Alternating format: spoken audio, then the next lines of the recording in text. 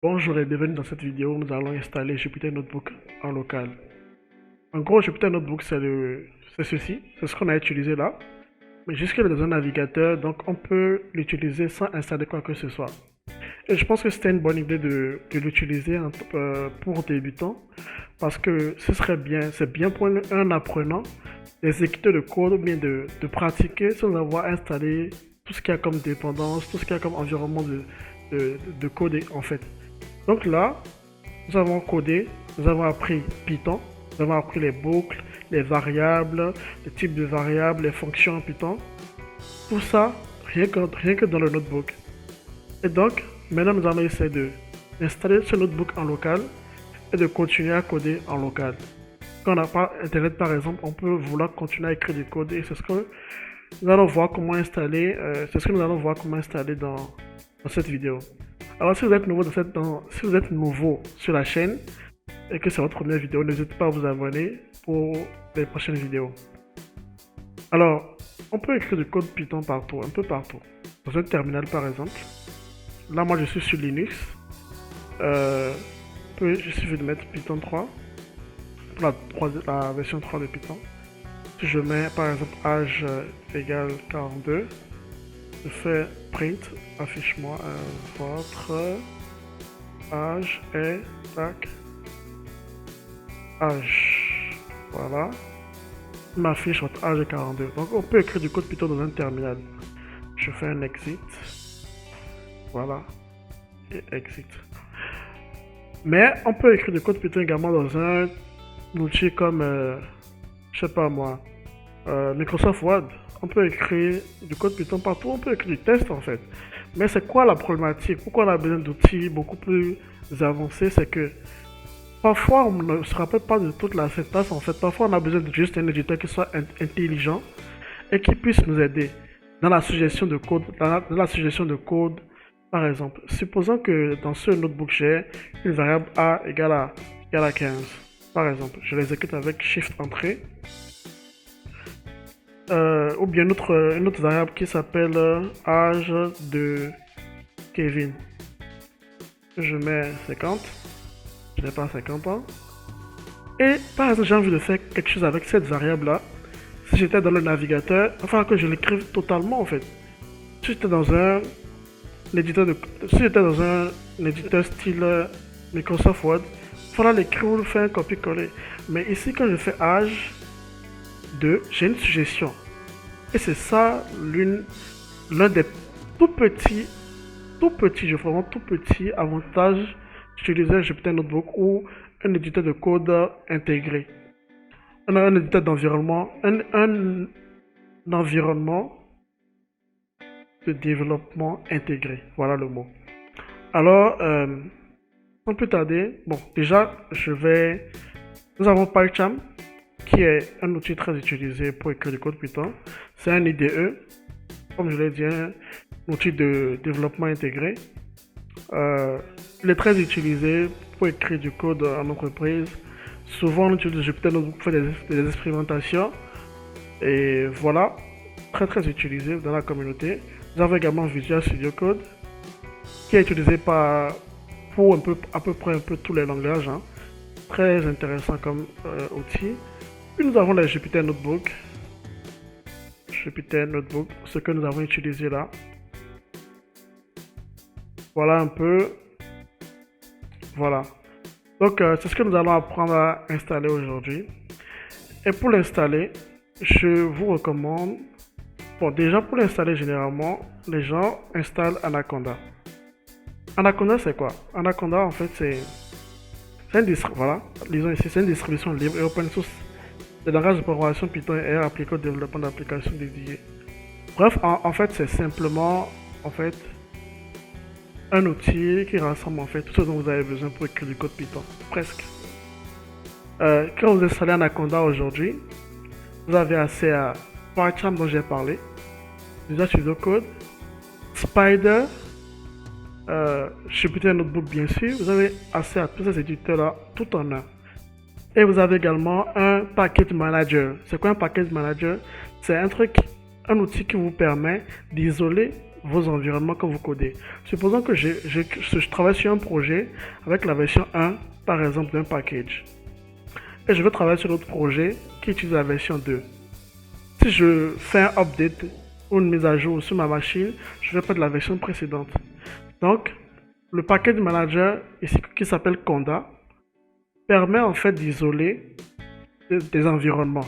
Tu as un environnement où tu codes pour un projet donné avec des versions précises d'un package, et un autre environnement où tu as d'autres versions. Et c'est très très intéressant, surtout en data science où nous utilisons beaucoup de packages et les versions peuvent changer très rapidement. Donc comme je disais, Anaconda en fait vous permet vous avez beaucoup de... Non, j'ai pas envie de voir ça. Avec Anaconda, vous avez tout en un en fait, comme je le disais. Voilà, vous avez tout ceci déjà préinstallé. Comme je le disais, vous avez TensorFlow, PyTorch, Matplotlib, tout ça préinstallé. Et c'est bien, c'est très très bien. Mais le seul problème d'Anaconda, c'est qu'il est très lourd, très très lourd à télécharger. J'ai oublié quelle taille ça fait, mais honnêtement, pour un usage personnel, ça n'en vaut pas la peine. Ça n'en vaut pas la peine, c'est vrai, on peut avoir tout ceci, mais je préfère installer PyCharm à part en allant sur le site de PyCharm. Je faisais sur le code à part et j'ai un notebook à part également. Donc, je ne conseille pas d'utiliser Anaconda, mais il y a une version beaucoup plus lightweight, beaucoup plus légère qui s'appelle Miniconda. Et Miniconda, c'est simplement avoir cet outil, ce package manager qui est Conda, qui est là. Et ça vous permet en fait d'avoir votre isolation et d'installer ce dont vous avez besoin directement dans votre environnement. Et nous allons voir comment ça se fait. Puisque moi je suis sur Linux, nous allons venir ici et installer la version 3 de la version 3.7, Python 3.7. Et je suis sur Linux 64 bits. Donc je vais installer cette version là. Enregistrer, oui. Voilà, ça commence, l'installation commence. Si vous êtes sur un autre navigateur, un autre OS, pardon, il y a la version pour Windows et ça s'installe très rapidement avec Windows. Généralement, vous cliquez 2 fois là-dessus, sur le fichier téléchargé. Lorsqu'on vous demande d'ajouter Python au path, vous acceptez. Moi, je n'ai pas de version de Python à part d'Anaconda, ou bien de Conda plutôt. Et c'est vraiment très utile de ne pas se perdre en fait, pour ne pas se perdre. Donc, je vais avancer cette vidéo au niveau de l'installation est déjà terminée. Voilà, l'installation est terminée et nous avons Miniconda 3, le latest bien sûr, la dernière version, et nous allons maintenant l'installer.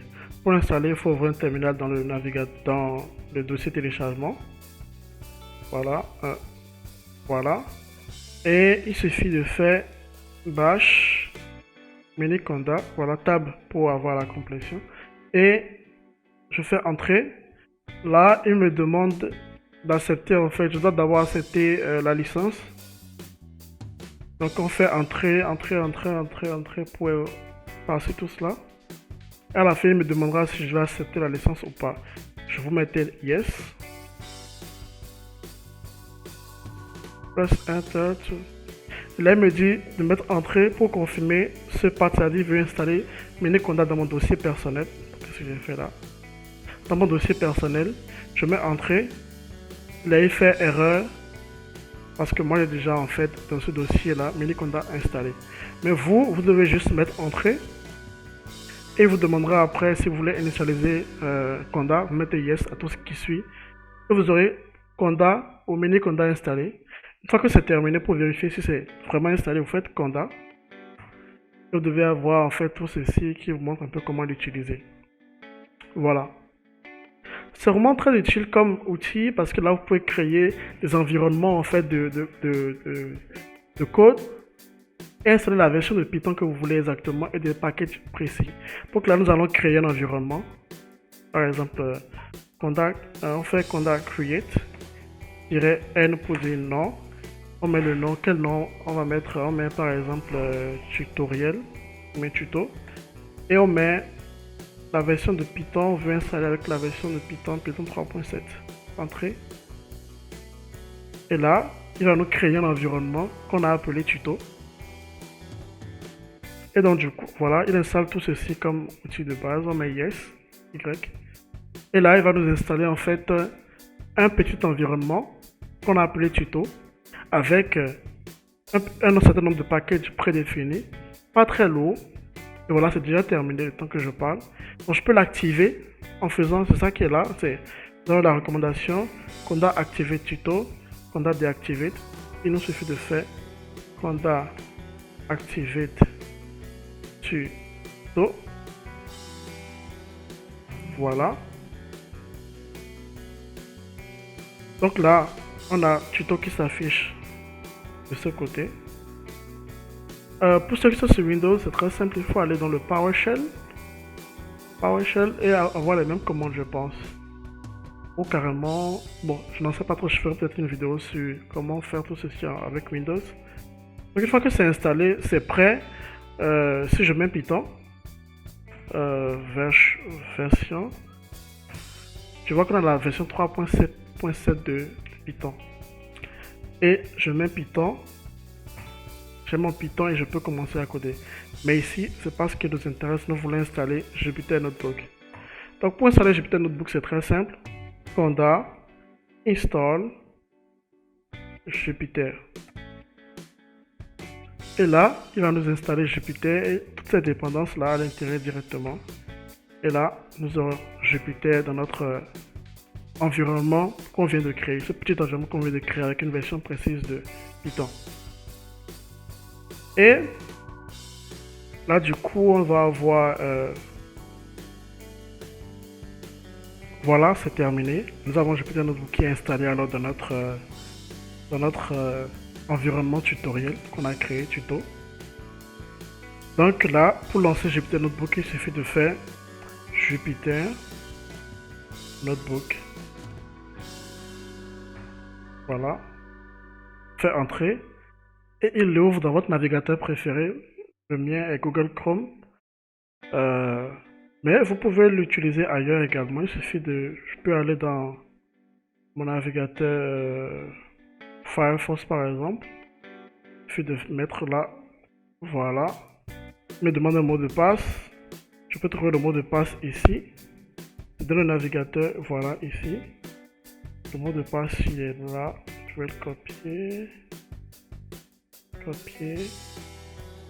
Je viens ici, je le mets ici d'abord.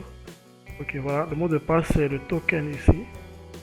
Je fais copier, je viens là, je le mets là et je me connecte. Pas besoin d'enregistrer. Voilà, donc j'ai mon Jupyter Notebook en local. Je fais un nouveau, je crée un notebook Python 3. Voilà, et là je peux commencer à coder comme ce qu'on a fait ici exactement. Vous voyez? Donc là, on a notre truc en local et on peut commencer à coder en local désormais. Donc je prends ce code par exemple, qu'on va copier ici. Qu'est-ce que fait ce code? Votre prénom, votre note et vous dit dans quelle zone, dans quelle mention vous avez. Ok, on l'exécute, je mets Kevin, votre note 15, bulletin is not defined. Voilà, j'ai une erreur là, c'est normal. Pourquoi? Parce que je n'ai pas initialisé la variable bulletin qui est un dictionnaire. Je viens ici, je crée une cellule en haut là en faisant échappe A. Bon, j'aurais pu la créer simplement en faisant ceci. Hein. Voilà. Donc, je mets bulletin, j'exécute avec Shift Entrée, c'est toujours la même chose. Et je réexécute. Prénom, Kevin, note, 16. Voilà, très bien. Là, je réexécute Ali. Ali a 20, c'est très fort. Voilà, trop fort. Allez, voilà. Donc nous avons notre Jupyter Notebook en local et il est très très utile. Honnêtement, nous allons avoir de prochaines vidéos où nous allons utiliser Jupyter Notebook en local et vous allez voir comment ça s'utilise. Dans la plupart des tutoriels qu'on aura sur cette chaîne par rapport à Data Science, Nous allons utiliser Jupyter Notebook en local et voir un peu comment il est utile et comment il nous aide à écrire du code très rapidement. Donc merci d'avoir regardé cette vidéo et à la prochaine pour la suite de la série Python pour débutants.